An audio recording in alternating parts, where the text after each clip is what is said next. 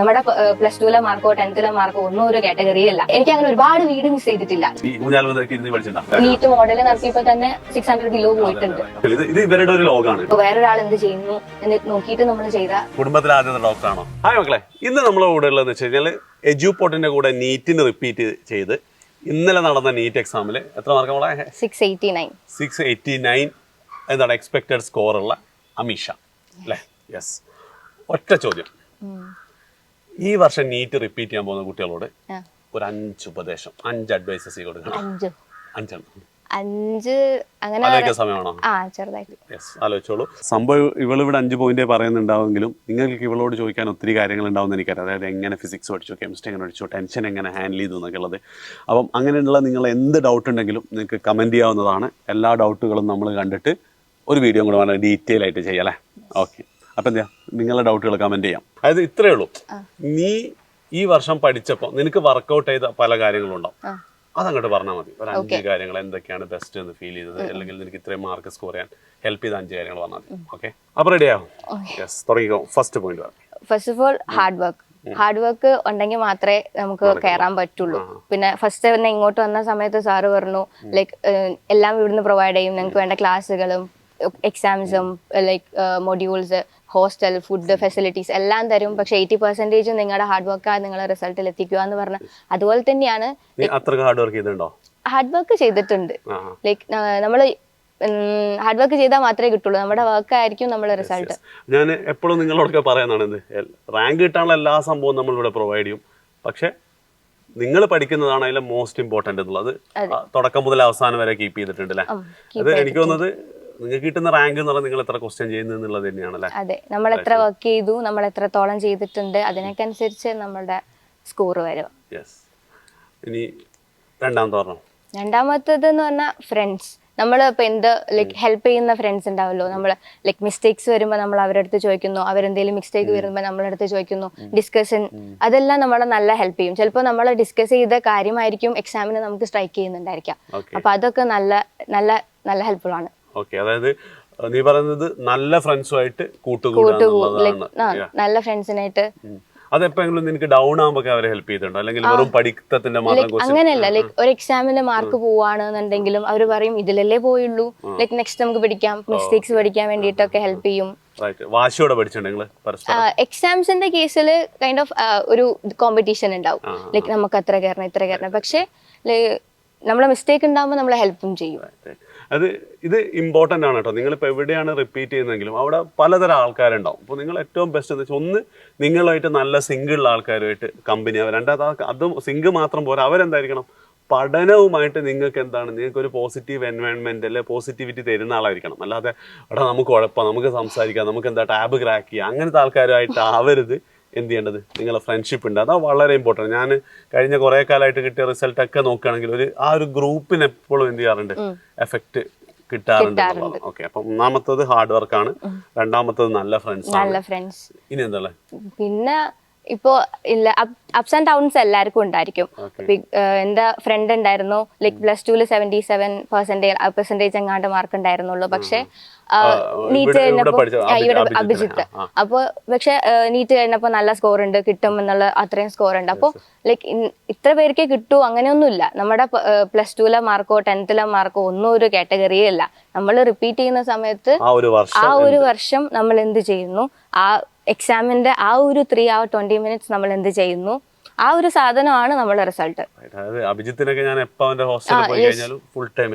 ക്ലാസ്സിലായാലും free time കിട്ടിയാ ഇരുന്ന് പഠിക്കും. ലൈക്ക് കിട്ടുന്ന സമയം നന്നായിട്ട് യൂസ് ചെയ്യാം. നമുക്ക് അടുത്തൊരു വീഡിയോക്കുള്ള സ്കോപ്പാണ്. 77% 77 തോന്നുന്നുണ്ട് നീറ്റില് 650 അറൗണ്ടിലേക്ക് അവൻ എത്തിയിട്ടുള്ളത്. ഓക്കെ, അപ്പം എന്താ പറയുക, അപ്സ് ആൻഡ് ഡൗൺസ് അത് ഒന്നും കൂടെ ഒന്ന് എക്സ്പ്ലെയിൻ ചെയ്യണം. നീ അഭിജിത്തിന്റെ കാര്യത്തിലേക്ക് ഇങ്ങോട്ട് പോയി. അപ്സ് ആൻഡ് ഡൗൺസ് ആണെങ്കിലും ഇപ്പോ സപ്പോസ് നമ്മൾ +1 അല്ലെങ്കിൽ +2 പഠിച്ചുകൊണ്ടിരിക്കുമ്പോൾ നല്ല സ്കോർ ചെയ്ത ആൾക്കാരായിരിക്കാം. ഈവൻ സ്കൂൾ എക്സാംസിൽ നല്ല സ്കോർ ചെയ്ത ആൾക്കാരാണെങ്കിലും ലൈക്ക് ഇങ്ങനെ ഒരു റിപ്പീറ്റ് ചെയ്യാനൊക്കെ വരുന്ന സമയത്ത് ഫസ്റ്റ് എക്സാം വരെ പൊട്ടുമായിരിക്കും. ലൈക്ക് എനിക്ക് അനുഭവം ഉണ്ട്. ഞാൻ ഫസ്റ്റ് എക്സാം തന്നെ നല്ല ഡൗൺ ആയിരുന്നു. അപ്പൊ തന്നെ നമ്മൾ ഡിറ്റർമിനേഷൻ കളയാൻ പാടില്ല, ഗിവ് അപ്പ് ചെയ്യാൻ പാടില്ല ഒരിക്കലും. നമുക്ക് കിട്ടും, ഇത് ശരിയാകും എനിക്ക്. അപ്പോൾ ഫസ്റ്റ് എക്സാം കഴിയുമ്പോൾ തന്നെ നമുക്ക് കാര്യം മനസ്സിലാവും, നമ്മൾ ഒരുപാട് ഇനിയും പഠിക്കാനുണ്ട്, നമ്മൾ ഇത്രയും കാലം പഠിച്ചതൊന്നും അല്ല കാര്യമായിട്ടും ഇനി പഠിക്കാനുള്ളത്. ലൈക്ക് നമ്മളൊന്നും കൂടെ ഡീറ്റെയിൽ ആയിട്ട് പഠിക്കണം, കൺസെപ്ഷ്യൽ ആയിട്ട് പഠിക്കണം, അതൊക്കെ നമുക്ക് മനസ്സിലാകും. ലൈക്ക് ഫസ്റ്റ് ആ ഒരു എക്സാംസ് എഴുതുമ്പോൾ തന്നെ അപ്പൊ നമ്മളിങ്ങനെ തുടങ്ങും അങ്ങനെ പഠിക്കാൻ വേണ്ടിയിട്ട്. എങ്ങനെ ഇവർക്ക് ഇത് ഒരു ക്വസ്റ്റ്യൻ കാണുമ്പോൾ എങ്ങനെ ചിന്തിക്കണം, അതൊക്കെ ഒരുപാട് ക്വസ്റ്റ്യൻസ് ചെയ്യുക. അങ്ങനെ നമുക്ക് ഡെവലപ്പ് ചെയ്തെടുക്കാൻ പറ്റും. ഓക്കെ. അപ്പോൾ അമീഷയുടെ കേസിൽ എനിക്ക് തോന്നുന്നത് ഇപ്പൊ നടന്ന ഏറ്റവും അവസാനം നടന്ന കഴിഞ്ഞ 2 ആഴ്ച നടന്ന ടെസ്റ്റ് സീരീസിലടക്കം എന്ത് ചെയ്തിട്ടുണ്ട്, നല്ല അപ്സ് ആൻഡ് ഡൗൺസ് ഉണ്ടായിരുന്നു. ഈവൻ 600-ന്റെ താഴെ വരെ മാർക്ക് പോയിട്ടുണ്ട്. ലൈക്ക് നീറ്റ് മോഡൽ നടത്തിയപ്പോ തന്നെ 600 ബിലോ പോയിട്ടുണ്ട്. അപ്പം ഇത്രേ ഉള്ളൂ. മെയ്യിൽ ആദ്യത്തെ ഞായറാഴ്ച നിങ്ങൾ നടക്കുന്ന എക്സാമിന് എന്താണോ നിങ്ങളുടെ പെർഫോമൻസ്, അതാണ് ഏറ്റവും ഇമ്പോർട്ടന്റ്. അതെന്ത് ചെയ്യാം, നിങ്ങൾ ഓരോ സമയം ഇമ്പ്രൂവ് ചെയ്യാൻ നോക്കുക. ചിലപ്പോൾ നന്നായിട്ട് ഡൗൺ ആവും. ഇപ്പം 540 വന്നിട്ടുണ്ട്. യെസ്. ആൻഡ് അപ്പം അതെന്താണ്, ആ ഒരു ലാസ്റ്റ് സമയം വരെ ഗിവ് അപ്പ് ചെയ്യാതെ ഇതിന് വേണ്ടിയിട്ട് പഠിക്കുക എന്നുള്ളത് തന്നെയാണ് മോസ്റ്റ് ഇമ്പോർട്ടൻ്റ് ആയിട്ടുള്ള അടുത്തൊരു കാര്യം. ഇപ്പം എത്രയാടാ, 1 2 3 അല്ല, അത് ഇനി 2 കൂടെ ഉണ്ട്. അടുത്തെന്താ? പിന്നെ ഹോസ്റ്റൽ ബാച്ച്, അത് നല്ല രീതിക്ക് ഹെൽപ്പ് ചെയ്തിട്ടുണ്ട്. ഹോസ്റ്റൽ ബാച്ച് ഉദ്ദേശിച്ചത് അതായത് ഇവിടുത്തെ അറ്റ്മോസ്ഫിയർ, ലൈക്ക് പഠിക്കാനുള്ള ആ ഒരു ഇതുണ്ടല്ലോ, ലൈക്ക് നമ്മൾ നല്ല കംഫർട്ട് ആയിരിക്കും ഫുഡിന്റെ കാര്യത്തിലായാലും. പിന്നെ ട്രാൻസ്പോർട്ടേഷൻ, ഞങ്ങൾ ക്ലാസ് ഇവിടെ തൊട്ടടുത്ത, അപ്പോ ലൈക്ക് നമുക്ക് ആ ഒരു ടൈം ലാഗ് ഇല്ല. ക്ലാസ്സിലേക്ക് പോകുന്നു, ലൈക്ക് ഫുഡ് കഴിക്കാൻ ഇവിടെ ഇരുന്നു. പിന്നെ ഒരു ഹോംലി വൈബും കൂടെ നമുക്ക് കിട്ടും. ലൈക്ക് ഫുഡ് ആയാലും ഒരു ഹോംലി ഫുഡാണ്. അപ്പോ ലൈക്ക് എനിക്ക് അങ്ങനെ ഒരുപാട് വീട് മിസ് ചെയ്തിട്ടില്ല. ലൈക്ക് ഫുഡിന്റെ കാര്യത്തില് ലൈക്ക് വീട്ടിൽ കിട്ടുന്ന പോലെ തന്നെ നല്ല ഫുഡ് കിട്ടുന്നുണ്ട്. അങ്ങനെ അതായത് ശരിക്കും ഈ ഹോസ്റ്റൽ ബാച്ച് എന്നുള്ള ഞങ്ങൾ ഉപയോഗിക്കുന്ന ഒരു ടെക്നിക്കൽ ടേം ആട്ടോ. അതായത് ഹോസ്റ്റലിന്റെ കൂടെ തന്നെ തൊട്ടടുത്ത് തന്നെ നമ്മളെ ക്ലാസ് റൂമും കാര്യങ്ങളും. അപ്പൊ നമ്മള് രാവിലെ ബ്രേക്ക്ഫാസ്റ്റ് കഴിച്ച് ക്ലാസ് റൂമിലേക്ക് പോകുന്നു, ഉച്ചക്ക് വന്ന് ഫുഡ് കഴിച്ച് തിരിച്ചു പോകുന്നു, ക്ലാസ് കഴിഞ്ഞ് വൈകുന്നേരം ചായ. അപ്പൊ ഒരു മിനിറ്റ് അങ്ങനെ 1 മിനിറ്റ് ഇല്ലാന്ന് തോന്നുന്നില്ല, നേരെ ഓടി പോയി കഴിഞ്ഞാൽ ക്ലാസ് റൂമിലേക്ക് എത്തും. അത് ട്രാൻസ്പോർട്ടേഷൻ ഭയങ്കരമായിട്ട് എന്താണ്, നമ്മളെ ഒന്നാമത് ആ സമയം മാത്രമല്ല പോക്ക്, 2 നമ്മൾ ആകെ ടയേർഡായി പോലെ. അപ്പൊ അങ്ങനെ ഒരു പ്രശ്നമില്ല. ഇത് ഇവരുടെ ഒരു ലോകമാണ്. ഇപ്പം നിങ്ങൾ കണ്ടാൽ തന്നെ ഭയങ്കര എന്താ പറയാ, ബ്യൂട്ടിഫുൾ ആയിട്ടുള്ള ഒരു ഹോസ്റ്റലാണ്. നല്ല എൻവയോൺമെന്റ് ആണ്. യെസ്. ഈ ഊഞ്ഞാലുമൊക്കെ ഇരുന്ന് പഠിച്ചിട്ടുണ്ടോ? ബയോളജി ഒക്കെ വായിച്ച് പഠിച്ചിട്ടുണ്ട് അല്ലേ? Okay right. അത് ഭയങ്കര ഇമ്പോർട്ടൻറ്റ് ഫാക്ടർ ആട്ടോ. അതായത് എനിക്ക് തോന്നുന്നത് ഇപ്പം എല്ലാ ഹോസ്റ്റലും ഇത്ര ബ്യൂട്ടിഫുൾ ആയിട്ടൊക്കെ കിട്ടുമെന്നുള്ളതൊന്നും എനിക്കറിയില്ല. പക്ഷെ നിങ്ങളെ സംബന്ധിച്ചിടത്തോളം നിങ്ങളെ ക്ലാസ് റൂമും നിങ്ങളെ ഹോസ്റ്റലും തമ്മിൽ ഒരു 1/2 മണിക്കൂർ കൂടുതൽ ദൂരം ഉണ്ടെങ്കിൽ, അപ് ടു 15 മിനിറ്റ്സ് ഒക്കെ ഓക്കെ ആണെന്ന് തോന്നുന്നല്ലേ, ഒരു 1/2 മണിക്കൂർ കൂടുതൽ ദൂരം ഉണ്ടെങ്കിൽ നിങ്ങൾക്ക് ഒരുപാട് സമയം അതിൽ പോകും. അതായത് 1 മണിക്കൂർ അങ്ങോട്ടും ഇങ്ങോട്ടും ട്രാൻസ്പോർട്ടേഷനിൽ തന്നെ പോകും. പിന്നെ അത് കാരണമുള്ള ക്ഷീണം കാര്യങ്ങളൊക്കെ ആയിട്ട് നല്ല ചാൻസ് ഉണ്ട് അന്നത്തെ ദിവസം പഠിക്കാൻ പറ്റാതാവാനുള്ളത് അല്ലേ? ഓക്കെ. അപ്പം പറയുന്നത് വെച്ചാൽ ഹോസ്റ്റൽ എത്രയും അടുത്ത് എടുക്കുക എന്നുള്ളത് തന്നെയാണ് അതിലൊരു പാർട്ട് അല്ലേ? പിന്നെ നല്ല ഭക്ഷണം കാര്യങ്ങളൊക്കെ പിന്നെ എല്ലാവരുടെയും കിട്ടുമെന്ന് എക്സ്പെക്ട് ചെയ്യാൻ. Okay right. യെസ്. അവസാനത്തെ എന്ന് പറഞ്ഞാൽ ഇപ്പൊ നമുക്ക് പഠിക്കാനുള്ളത് ഫിസിക്സ്, കെമിസ്ട്രി, ബയോളജി ആണ്. എന്നിരുന്നാലും നമുക്ക് ഫിസിക്സിലും കെമിസ്ട്രിയിലും മാത്തമാറ്റിക്സ് ഒരു വലിയ ഇമ്പോർട്ടന്റ് ആയിട്ടുള്ള കാര്യമാണ്. അപ്പോൾ നമ്മൾക്ക് ഇപ്പൊ എത്ര കാൽക്കുലേറ്റ് ചെയ്യാൻ എങ്ങനെ ചെയ്യാൻ അറിയാന്നുണ്ടെങ്കിലും നമ്മൾ അതിനെടുക്കുന്ന ടൈം വളരെ ഇമ്പോർട്ടന്റ് ആണ്. നമുക്ക് ഒരു ക്വസ്റ്റ്യൻ ഒരു മിനിറ്റ് നമുക്ക് കിട്ടുന്നുള്ളൂ. അപ്പോൾ നമ്മളൊരു കാൽക്കുലേഷൻ ചെയ്യാൻ വേണ്ടിയിട്ട് ഒരു 30 സെക്കൻഡ് അതിൽ കൂടുതൽ എടുക്കുകയാണെന്നുണ്ടെങ്കിൽ അത് പ്രശ്നമാണ്. നമ്മള് കാൽക്കുലേഷൻ നമ്മൾ ഈസി ഒരു മിനിറ്റ് കാൽക്കുലേഷൻ നമ്മള് സ്പീഡാക്കണം. പിന്നെ സ്പീഡാക്കും, പക്ഷെ അത് തെറ്റാനും പാടില്ല. ലൈക്ക് നമ്മൾ ശ്രദ്ധിക്കണം ചെയ്യുന്ന സമയത്ത്. അതായത് അമീഷ പറഞ്ഞതെന്ന് വെച്ചാൽ വളരെ ഇമ്പോർട്ടൻ്റ് ആയിട്ടുള്ള ഒരു ഫാക്ടറാണ്. ഇപ്പം നിങ്ങൾക്ക് ക്രാഷ് ഒക്കെ ഓൾറെഡി ചെയ്യുന്നത് നിങ്ങൾക്ക് മനസ്സിലാവും. ഇപ്പോൾ ഫിസിക്സും പിന്നെ കെമിസ്ട്രിയിലെ എസ്പെഷ്യലി ഫിസിക്കൽ കെമിസ്ട്രിയും ഒരു പരിധി വരെ ആ ഇക്വേഷൻ കണ്ടെത്തി കഴിഞ്ഞാൽ പിന്നെ ഫുള്ള് മാത്സ് ആണ്. അപ്പം അതിന് നിങ്ങൾ കാൽക്കുലേറ്റ് ചെയ്യാൻ എത്ര സമയം എടുക്കുന്നു എന്നുള്ളത് വളരെ ഇമ്പോർട്ടൻ്റ് ആണ്. അതായത് ചിലപ്പം ഫ്രാക്ഷൻസ് ആഡ് ചെയ്യുന്നൊക്കെ എല്ലാവർക്കും അറിയായിരിക്കും. പക്ഷെ ആ ആഡ് ചെയ്യുന്നതിന് ഈ ക്വസ്റ്റ്യൻ ഇട്ടാൽ എക്സ്പെക്ട് ചെയ്തൊരു 10 സെക്കൻഡ് കൊണ്ട് നീ ചെയ്യുന്നതായിരിക്കും.